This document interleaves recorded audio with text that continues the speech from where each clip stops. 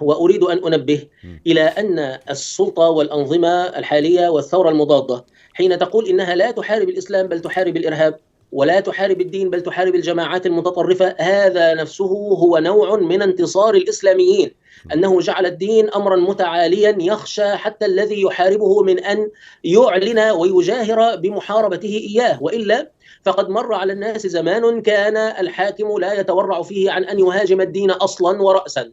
يعني في فترة العشرينات والثلاثينيات وفي بعض الفترات في الخمسينات والستينات وجد من الحكام من كانوا يحاربون الدين جهرة ولا يتورعون عن هذا.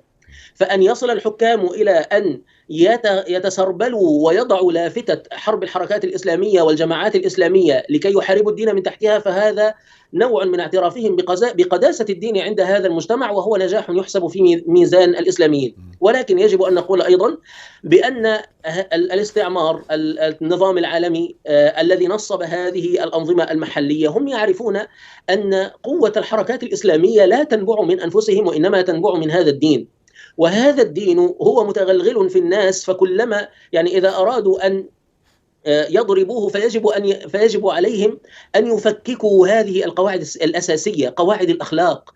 يعني يجب أن تنتشر الإباحية، يجب أن تنتشر الخمور، يجب أن ينتشر الفسق والمجاهرة بالمعاصي. هذا هو ما يضعف الإسلام نفسه في قلوب الناس، وهذه أمور كم أطنب في كتابتها المنصرون وتحدثوا بها في مؤتمراتهم التنصيرية. فمسألة انتشار الفسق والفساد والعري هذا مما يضعف المناعة الإسلامية نفسها.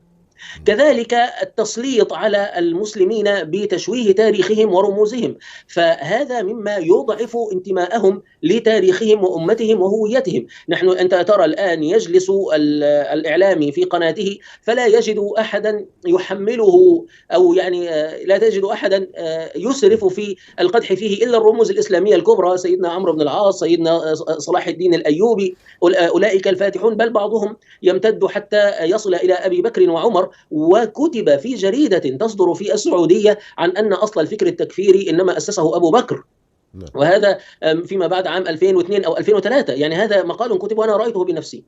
فالهجوم على التاريخ، يعني الآن حين يتكلم السيسي مثلا عن أنه هناك نصوص عمرها مئات السنين يجب أن تتغير. طيب مئات السنين هذه لم يكن الإخوان موجودين منذ مئات السنين، إذن ما هي النصوص التي يريد أن يغيرها؟ هي النصوص الإسلامية، النصوص التي هي فوق الإخوان وفوق الجماعات الإسلامية. وهو الآن حين يريد أن يقرر ويطبق مسألة الطلاق الشفوي، هو من الذي قرر أن الطلاق الشفوي لا يقع إلا إذا سجل في محكمة؟ هل قرر هذا الإخوان مثلا؟ أبدا، وإنما هذه هي أقوال العلماء عبر التاريخ كله. فعلى كل حال محاولاتهم لضرب الإسلام في المجتمع هي محاولات لنزع هذا الأساس الديني الذي يفرز مقاومتهم، ولكنهم يتسترون في هذا بكلامهم عن الحرب على الإرهاب، وهذا كلام حتى يقوله الأمريكان والمسؤولين الأمنيين. يعني من فضل الله علينا أننا يعني موعودون بانتصار هذه الأمة.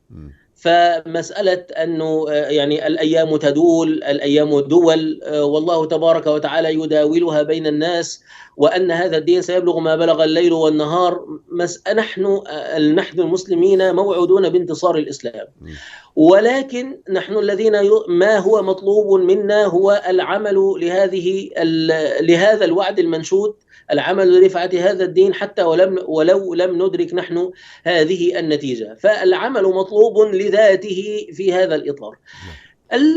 المطلوب أن يتجرد كل امرئ لله تبارك وتعالى، وأن يحاول أن ينظر في واقعه وينظر في دينه، بحيث أنه يحاول تطبيق الدين كما هو على الواقع بما يستطيع وما يقدر عليه.